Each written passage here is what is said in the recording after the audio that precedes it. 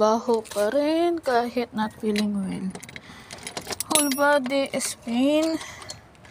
Pero walang pake. Ang isa dyan. Trabaho pa rin. Trabaho pa rin. Hirap na huminga. Umaka.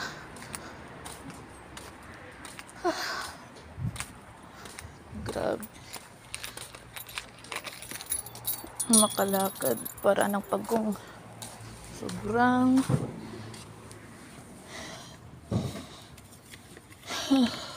hirap.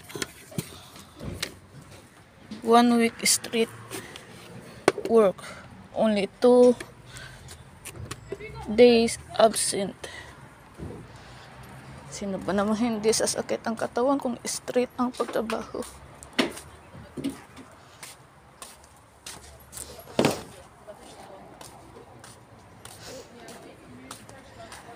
Grabe. Sabi ko, doble ang sahod ko kasi one week straight ang trabaho. 2 araw absent ko. Yan lang. Sabi ko, 2 days ang absent ko. At isasabi ko, doble sahod. Sino ba hindi sasakit ang katawan? Imagine, straight ang pagtrabaho.